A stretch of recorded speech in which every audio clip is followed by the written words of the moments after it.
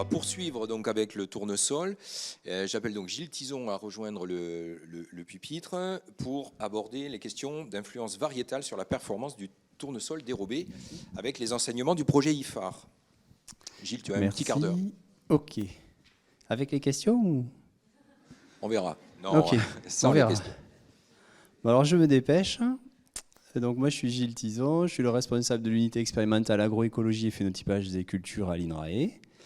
Donc j'ai participé au projet 3 cultures en 2 ans et j'ai copiloté avec Philippe Debac qui est ici le projet IFAR, idéotypage et phénotypage pour l'adaptation des cultures en relais et en dérobé. Et je vais vous présenter l'évaluation variétale de tournesol pour une culture en dérobé après un poids. Donc on s'est positionné volontairement dans un système poids suivi d'un tournesol en dérobé. Et on a mis en place en fait des essais analytiques pour évaluer différentes variétés dans cette situation, variétés de tournesol. Alors, non, c'est là. Donc on a fait ça sur le site d'Osville. On a fait 2 années avec des dispositifs analytiques, donc en petites parcelles, en micro-parcelles, et une année de validation à partir des résultats obtenus sur les 2 années dans des grandes bandes pour essayer d'élargir un petit peu l'échelle et d'avoir une vision peut-être un petit peu plus agricole de ce qui se passe sur les variétés sélectionnées sur les 2 premières années. On va voir qu'on a 3 années au contexte climatique différent, donc ça c'est plutôt intéressant. On s'est positionné volontairement sans engrais apportés au tournesol, puisqu'on est derrière un poids, donc on souhaitait valoriser cette association. Et on s'est positionné avec une irrigation au semis systématique, voire plus au semis, je dirais, ça dépend des années. Et vous avez là tout le panel de variétés qu'on a testées. Donc on est sur des variétés commerciales, hein, on n'est pas positionné sur des variétés en devenir, de différents semenciers, avec différents niveaux de précocité. Donc de la gauche vers la droite, on va du très précoce jusqu'au demi-tardif, tout au bout là-bas. L'idée, c'était d'avoir un panel assez large finalement, de partir sans préjugés, mais quand même en se centrant sur des variétés très précoces, puisqu'on se doute que c'est celles-là qui vont quand même avoir les meilleurs résultats. On peut voir qu'on a essayé d'avoir des variétés communes sur les différentes années, notamment 2020 et 2021, mais ça n'a pas été forcément systématique. Certaines variétés disparaissaient ou n'étaient pas disponibles, donc on a fait un peu comme on a pu. Et sur 2022, on a conservé quelques variétés dont le comportement était assez satisfaisant sur les 2 premières années pour les tester en bande. Alors je vous ai mis là les itinéraires techniques des 3 années et les conditions climatiques un peu particulières de chaque année. Sur le premier dispositif analytique, on était parti en se disant qu'on allait tester en précédent un poids d'hiver et un poids de printemps. Donc c'est ce qu'on a fait sur la première année. Et puis après, on a une implantation, je dirais, relativement classique avec un travail superficiel, un semis, un herbicide, une irrigation au semis, un binage et une récolte finale. Ça se reproduit sur la deuxième année, si ce n'est qu'on n'a pas conservé la modalité poids de printemps qui ne nous a pas permis d'obtenir les meilleurs rendements. On est resté sur un poids d'hiver. Et la 3e année, on a reproduit ce schéma avec un dispositif en bande. Alors en bleu, vous avez les choses qui varient d'une année à l'autre. Donc on peut voir que le type d'herbicide ou éventuellement la densité de semis a pu légèrement varier d'une année sur l'autre, notamment pour le poids, pas pour le tournesol. Le désherbage mécanique aussi a été plus ou moins intensif en fonction des années. En termes d'irrigation, on peut voir qu'il y a différentes modalités en fonction des années et ça s'explique par les conditions climatiques. Donc c'est ce que vous avez c'est ce que vous avez sur la droite, 2020, 2021 et 2022. Donc 2020, on a une situation relativement sèche pendant l'été, mais pluvieuse en septembre-octobre. Donc c'était pratique, hein, forcément, pour récolter à la fin, c'est super. Sur la partie 2021, on a aussi des conditions, un printemps assez sec finalement, et puis après, derrière, en fin de campagne, on a aussi cette petite pointe de pluviométrie importante qui pose des soucis. Et sur 2022, vous vous en souvenez assez, c'était très sec, notamment pendant la période estivale, donc des conditions d'implantation difficiles, et on voit bien qu'on a été obligé d'apporter 2 irrigations pour arriver à implanter notre tournesol dans des bonnes conditions. On pouvait récolter super tôt. Bon, malheureusement, on a encore de la pluie en septembre, mais on a quand même réussi à être dans des conditions un petit peu plus satisfaisantes. Donc voilà, des contextes quand même assez proches sur les 2020-2021, mais vraiment contrastés sur 2022, puisqu'on était sur des conditions beaucoup plus sèches. Un petit détail, on n'a pas résisté à l'idée sur le dispositif en bande de supprimer sur une partie du dispositif l'apport d'irrigation complémentaire qu'on a fait pendant la période estivale, pour voir un petit peu le comportement des différentes variétés à ce stress en cours de cycle. On avait envie de faire une modalité où on ne mettait pas du tout d'eau cette année-là, hein, Philippe. On en rêvait. On l'a fait sur un tout petit bout. Bon, sans surprise, il n'y avait pas de plantes. Donc on ne l'a pas présenté, quoi. On était à 0. Mais on a quand même cette petite modalité où sur la moitié de la parcelle, on a supprimé cette irrigation. Alors le protocole suivi, on a un protocole au sol, donc les agents, l'expertise des agents, suivi de la phénologie, la levée, l'homogénéité des microparcelles, les biomasses, la hauteur, l'azote sol-plante, le rendement et les analyses post-récolte. Et puis on a un suivi un peu plus instrumenté. Sur Roseville, on a un drone, on a des drones et on a un robot de phénotypage au sol qui sont automatisés, où on peut faire du comptage de plantes sur les microparcelles, faire des dynamiques de croissance, des dynamiques de taux de couverture, des dynamiques de sénescence et des indices NDVI, etc. Donc c'est ce qu'on a fait sur les dispositifs. Alors quelques résultats, je ne peux pas tout présenter parce que j'ai qu'un quart d'heure, il faut que je me dépêche. Et j'avais prévu de ne pas tout présenter de toute façon. Donc vous avez les 2 premières années 2020-2021 avec les dispositifs analytiques et les conditions difficiles à la récolte. Sur ce graphique, vous retrouvez l'humidité et le rendement. Pareil sur l'autre en dessous. Je vous ai mis les plages humidité.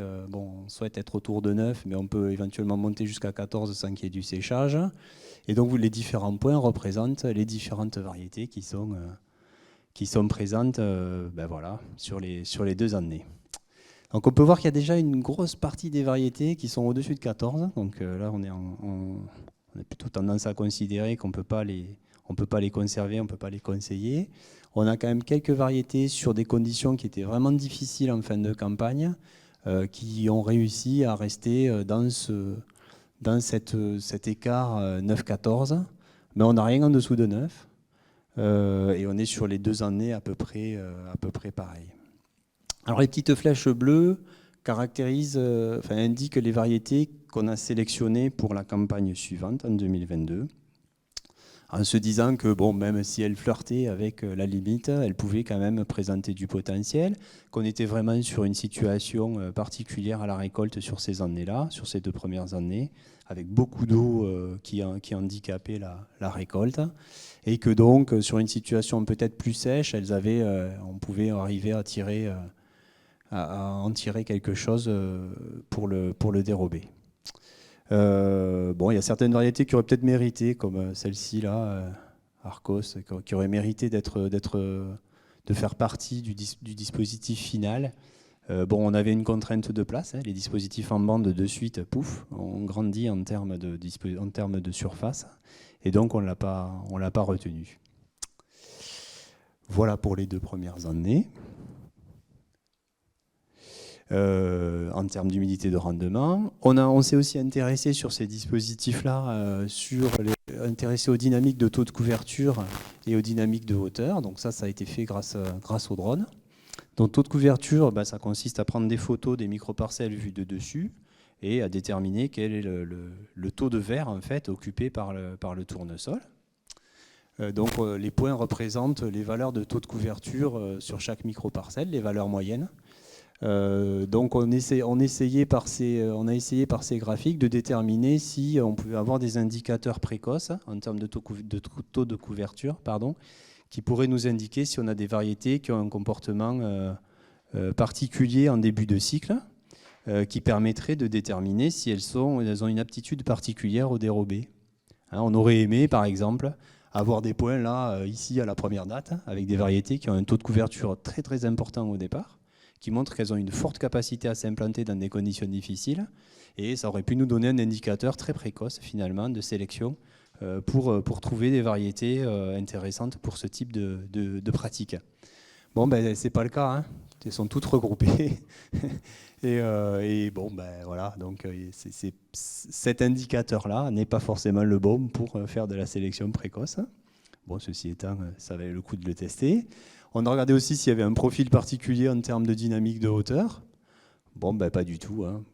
Peu importe, les courbes se suivent, il n'y a pas vraiment de différence entre les différentes variétés. Voilà pour les suivis en dynamique qui sont intéressants, mais qui n'apportent pas d'indicateurs particuliers pour de la sélection précoce. Campagne 2022, je vous ai aussi. Alors là, on voit qu'on a quand même changé de profil, hein. En termes de rendement, on est un petit peu plus faible que sur les années précédentes, mais en termes d'humidité, là, ce coup-ci, pour le coup, c'est presque pas assez humide, hein. On aurait aimé être un petit peu plus haut. Alors, comme je l'ai montré tout à l'heure, on a eu des pluies en septembre qui nous ont un petit peu retardé finalement à la récolte et qui ont aggravé cette situation. On aurait dû avoir des taux d'humidité un petit peu meilleurs finalement, si on avait pu récolter avant. Mais bon, c'est toujours pareil, on fait avec la météo. On a le groupe, ce groupe-là qui est assez homogène entre 16 et 20 quintaux, des taux d'humidité qui passent largement en dessous de la norme. On peut voir que cette variété-là décroche un petit peu en termes de rendement, mais conserve des taux d'humidité qui sont supérieurs. En termes de biomasse, juste pour représenter cette année-là, on a des biomasses qui sont assez faibles pour certaines variétés, mais rien de très parlant. Voilà pour les résultats 2022. Je poursuis. Sur cette expérimentation, on a aussi eu une conduite hors champ sur la plateforme Eliafen que vous connaissez peut-être. C'est une plateforme en béton sur laquelle on cultive des pots, enfin des tournesols en pot, pardon. Cultiver des pots, ça pousse pas. Mais par contre, les tournesols dans les pots, on y arrive, des fois ça pousse. Donc l'idée de cette plateforme, c'est d'appliquer un stress hydrique sur les variétés de tournesol et de voir quelle est leur réponse en fonction de ce stress. Donc ces graphiques-là, qui ont été produits par Nicolas Blanchet, montrent en fait, alors il faut lire dans ce sens, hein, c'est pas très intuitif, hein, il faut le lire donc du 1 vers le 0. Du 1 vers le 0, c'est la fraction globalement d'eau disponible pour la plante, donc on voit qu'elle se réduit, et ici c'est l'évapotranspiration relative de la plante. Donc parmi les différentes variétés qui ont été soumises à ce stress hydrique, Nicolas a réussi à mettre en évidence deux profils. Un premier profil qui est un profil qu'il a qualifié de conservative. Alors on peut voir que finalement la plante, dès l'application du stress, va avoir une réponse qui démarre relativement tôt et qui se prolonge dans le temps. Donc dès le stress, elle commence à réagir et à limiter son évapotranspiration. Sur ce profil-là qui est plutôt productif, elle maintient sa transpiration de façon classique, au taquet, et jusqu'à ce que ça craque et qu'elle s'effondre complètement. Finalement, c'est deux profils différents. Ce profil paraît plus adapté à un environnement sec. Il n'y a pas d'eau sur une assez longue période, donc elle répond très lentement mais en continu. Elle arrive à s'adapter et à se maintenir en douceur, on va dire. Celle-ci, elle ne serait pas adaptée à ce type de stress, mais elle peut supporter par contre un stress hydrique ponctuel finalement, puisqu'elle va maintenir son potentiel pendant ce stress si on y apporte de l'eau derrière. Si on n'y apporte pas d'eau, évidemment, elle s'effondre. Donc ça a mis en évidence 2 types de profils. Et j'ai essayé de positionner les différentes variétés. Alors le dispositif sur la plateforme Mediafen, il n'était pas complètement identique au dispositif qu'il y avait sur le champ en micro-parcelles. Il y avait moins de possibilités de tester des variétés, mais j'en ai positionné quand même quelques-unes. Selon les expérimentations qui ont été faites, on aurait RGT Bélus et Capitole qui ont plutôt un profil conservatif, et Axel et Baltique qui ont plutôt un profil productif. Et donc j'ai comparé ça finalement au comportement des variétés, et je vous ai mis le rendement en situation irriguée plus, on va dire, en 2022, et irriguée moins. Pour rappel, irriguée moins, on a irrigué uniquement au semis, irrigué plus, on a apporté une irrigation complémentaire en cours de cycle. Bon, sur la partie productive, ça semble assez cohérent. Finalement, ce sont des variétés qui ont un potentiel de rendement qui faiblit fortement en situation de stress. Sur la partie conservative, j'étais un peu surpris sur les résultats de Bélus. J'aurais eu tendance à dire qu'elle aurait pu se maintenir un petit peu plus. Mais en tout cas, sur Capitole, c'est bien le cas. Et ensuite, je vous ai mis ici sur le tableau d'autres variétés qui n'ont pas été testées sur la plateforme Mediafen. Donc, je n'ai pas d'informations sur leur profil conservatif ou productif. Mais par contre, on peut voir leur comportement en fonction du niveau d'irrigation qui est apporté. Et donc, on peut voir que Artistic et Luna semblent se maintenir correctement. Donc, j'aurais plutôt tendance à déduire qu'elles ont un profil conservatif. Par contre, les P62 machin, elles ont un effondrement du rendement, donc elles auraient plutôt tendance à avoir pour moi un profil productif. Donc ça, c'est des éléments qui sont quand même intéressants, parce qu'au-delà du niveau de précocité, on voit bien qu'il nous faut quand même des variétés à cycle court, elles peuvent avoir un profil finalement qui est complètement différent de tolérance à un stress hydrique. Alors on ne parle pas d'une tolérance totale. J'ai bien dit que la bande qu'on avait laissée, où on avait mis zéro irrigation au départ, il n'y avait pas de plante, quel que soit le conservatif ou le productif. Voilà pour l'expérimentation. Juste avant de terminer, quelques retours d'expérience de ces 3 années d'expérimentation. Bon, on a tendance à dire qu'il faut semer au plus tôt. C'est pas si évident, hein. Donc ça dépend vraiment des conditions climatiques, de la culture précédente. La préparation du sol est pas si évidente en conditions très sèches. On a vu que sur la 3e année, il nous a fallu quand même irriguer 2 fois pour arriver à implanter dans des bonnes conditions. Et il est nécessaire de prévoir le dérobé, mais ça, Mathieu vous en dira beaucoup plus. L'accès à l'eau au semis, pour nous, il a été indispensable. Je ne vois pas comment on aurait pu faire autrement, sauf si on a évidemment eu l'opportunité d'avoir un orage bien placé ou une pluie bien placée. La récolte, c'est aussi une problématique en fin de cycle. On a vu que sur les 3 années, malgré le profil climatique vraiment différent, on a toujours été un petit peu ennuyé par la situation climatique en fin de campagne, quoi. Sur les 2 premières, on avait beaucoup de pluie, donc évidemment c'est très difficile.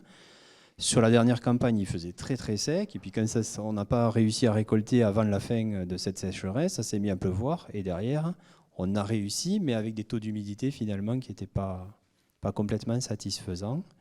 Donc c'est quand même une pratique qui est contraignante et qui peut conduire à des difficultés.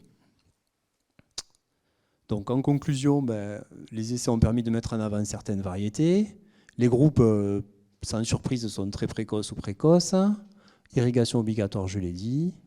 Les dynamiques de phénotypage au débit, taux de couverture et hauteur n'ont pas permis de faire une sélection précoce. On avait un peu d'espoir là-dessus, mais on va encore creuser sur d'autres indicateurs. Et quel que soit le groupe de précocité, il y a des profils qui ont des sensibilités au stress hydrique qui paraissent différents. Voilà, on va essayer de poursuivre les évaluations pour le dérobé en lien avec le GVS. Ça, c'est une discussion qu'on essaye d'avoir avec eux pour voir, vu que dans le réseau GVS, il n'y a pas forcément ça qui est pris en compte, comment est-ce que ça pourrait se mettre en place hein, sur des essais particuliers.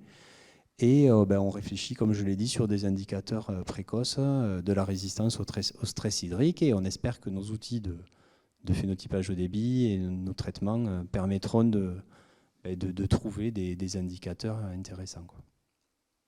Voilà, je vous remercie. Non, j'ai pas fini. Voilà, là j'ai fini. Je remercie Mathilde qui est présente là. Merci Mathilde pour le boulot. Et puis tous ceux qui sont listés là, membres de l'équipe, stagiaires ou CDD qui sont passés et qui ont bossé sur ce dispositif. Merci.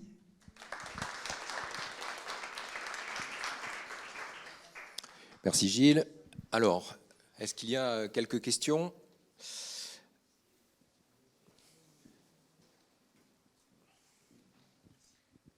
Oui, j'avais 2 questions et une remarque. En fait, première question, est-ce que vous avez mesuré la teneur en acide oléique s'il y avait des variétés oléiques sur les essais? En fait, parce qu'à l'époque du Cétium, on avait travaillé entre 2008 et 2010 sur du dérobé et on avait observé sur le matériel génétique de l'époque qu'en conditions dérobées, on avait parfois des teneurs en acide oléique faibles liées aux nuits plus fraîches sur la période floraison, début floraison, post-floraison. Voilà. Et puis, peut-être je vous laisse répondre, puis j'ai 2 autres questions. Alors ça a été mesuré, mais je n'ai pas les éléments à apporter là. Donc la réponse, ça va être assez courte. Ceci étant, je peux vous les transmettre, parce qu'on a fait des mesures là-dessus. Parce que j'avais regardé avec Mathieu, il me semble, sur des essais plus récents. Il est sur cet essai-là, en tout cas, les teneurs en acide oléique étaient beaucoup plus stables. Alors, je ne savais pas les conditions météo. Il faudrait faire une analyse fouillée entre les essais 2008-2010 et cette année-là. Mais ce que j'en avais retenu, c'est qu'en tendance, peut-être ce serait plus stable aujourd'hui que ça ne l'était il y a 15 ans. Et puis, une remarque sur l'effet densité. C'est vrai que ce qu'on a observé aussi en culture principale, on a une interaction entre la densité et la facilité de dessiccation en fin de cycle. C'est-à-dire que des densités un peu trop faibles, on a des capitules plus gros, plus épais qui mettent plus de temps à sécher. Donc c'est aussi un élément à intégrer dans la réflexion, puisqu'on est souvent en été frais humide, type 2021, sur un risque de maturité un peu tardive. Donc c'est un élément aussi à considérer qui inciterait plutôt à être assez sécurisant au niveau des densités de semis, sans excès néanmoins. Oui, il y a peut-être le profil variétal aussi qui peut rentrer en ligne de compte. On l'a mesuré, avec le drone, on a la capacité de mesurer le diamètre des capitules de chaque tournesol dans les microparcelles. Ah oui, presque, on y est presque. Donc on pourra peut-être fournir des éléments et chercher des corrélations entre le diamètre du capitule et le taux d'humidité à la récolte. Ouais. Ouais.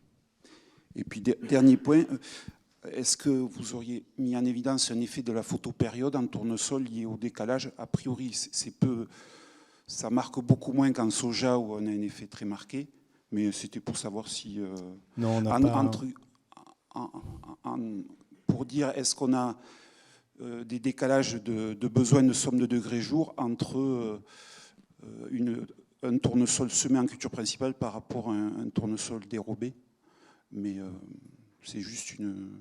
Pour une même variété, du coup, pour un même pour groupe, une même quoi. variété, Ouais. voilà. Ouais.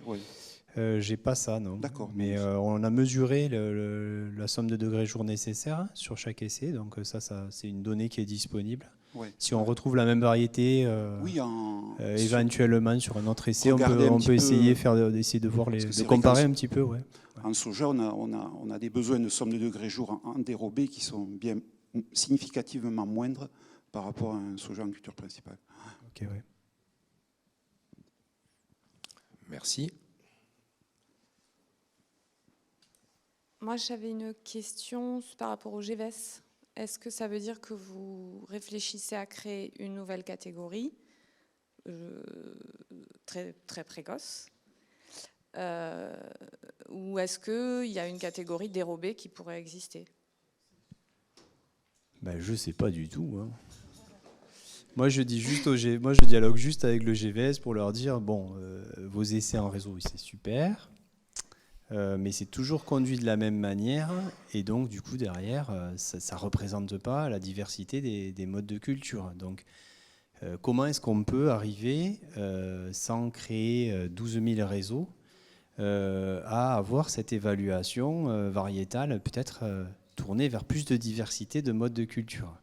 J'en suis là, moi je leur pose cette question-là, je suis dans le réseau, je suis membre du réseau, donc j'essaye de les faire un peu bouger, quoi. Alors c'est soit des essais spécifiques en marge du réseau, avec des points supplémentaires attribués à certaines variétés qui ont eu un comportement particulier sur ces essais spécifiques, sans forcément créer un nouveau réseau, hein. Je veux dire, ça peut être des essais ponctuels.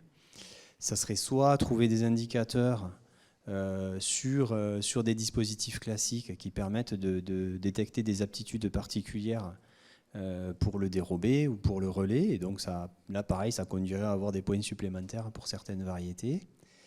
Bon voilà, moi j'essaye juste d'entamer un dialogue. Et au titre de l'unité expérimentale, c'est aussi envoyer le message de... on a beaucoup d'instruments, on fait beaucoup de suivi. Peut-être que ça vaut le coup de faire des expérimentations spécifiques sur certains sites et les sortir du réseau classique finalement pour valoriser ces éléments-là, quoi. Voilà. Mais je ne sais pas ce que ça va donner. Hein. Non, parce que clairement, voilà, le GVS, ça s'arrête au précoce. Et effectivement, très précoce, on est souvent on est hors jeu parce qu'en potentiel, on décroche. Donc en inscription, on passe pas, quoi. Ça s'arrête oui, mais ça s'arrête là dans une utilisation normale. Et là, on n'est pas sur une utilisation normale. Il faudrait que les... Alors après, bon, on en discutera pour le GVS, mais soit ça intègre la section tournesol actuelle, avec les personnes qui gèrent le tournesol au niveau du GVS, ou soit au niveau du GVS, ça a été créé une section qui s'appelle plante de service. Et on peut intégrer dans cette plante de service cette section-là. Et il faudrait avoir faudrait aller à la récolte. C'est à discuter. Après, il faut voir avec le GVS. Moi, je participe au GVS, mais je ne suis pas GVS. Mais je pense qu'on pourrait l'intégrer. Et comme le dit Gilles, c'est un nouveau mode d'utilisation. Aujourd'hui, ces variétés-là, il faut qu'elles aient une utilisation récolte-grain en dérobé et pas récolte-grain avec les autres cultures, enfin avec les autres tournesols, les autres variétés de tournesol. Sinon, elles ne passeront pas. Ça, c'est sûr. J'ai juste une autre question. Ça a dû être étudié au niveau l'intérêt économique, enfin globalement. Si on utilise, on voit que l'intérêt c'est précoce, très précoce, en termes d'humidité, et aussi pour implanter, pour faciliter le semis suivant. On décroche souvent un petit peu en rendement, mais on gagne en humidité. Donc, est-ce qu'on a fait l'intérêt technico-économique avec les frais de séchage? Voilà, une variété qui serait plus tardive, mais qui aura un rendement un peu plus élevé, mais qu'il faudrait sécher. Enfin voilà, est-ce que ça a été étudié? Moi, je ne l'ai pas fait, hein, encore. Ceci étant, on a pas mal de données disponibles, donc ça pourrait peut-être être creusé, mais pour l'instant, je ne l'ai pas fait, non. Oui. Donc, pour répondre à la question, oui, nous avons des... Est-ce que tu peux te rapprocher du micro, Mathieu, s'il te plaît? Pardon. C'est mieux?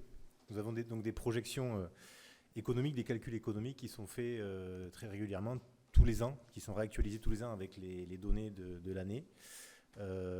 Donc, qui sont réalisés par Vincent Lecomte, ici présent, mon collègue, voilà, et donc qui permettent d'intégrer donc le coût des intrants, le coût des travaux, et de voir en fonction du cours du tournesol, de tester différents prix pour évaluer donc la marge obtenue, enfin les résultats économiques obtenus dans ces situations annuelles, quoi. Voilà.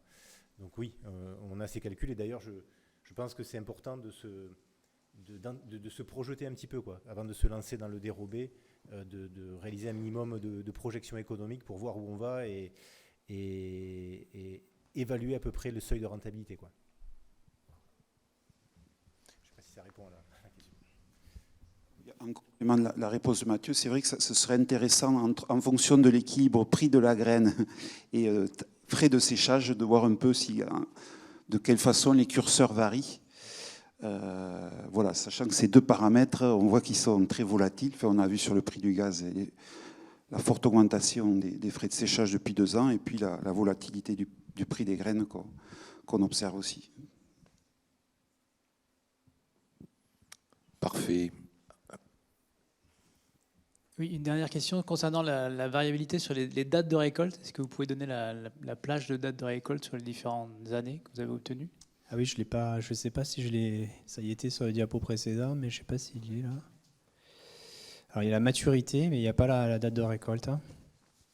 Exact.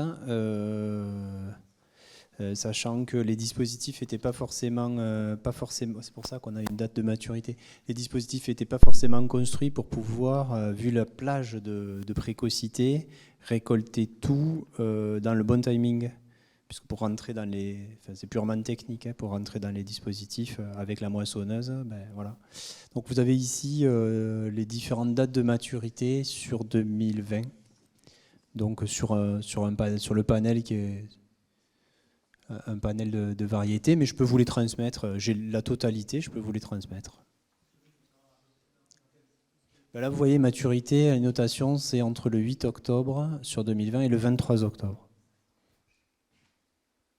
C'est ça? Oui. Merci. Allez, dernière question et après on change d'espèce.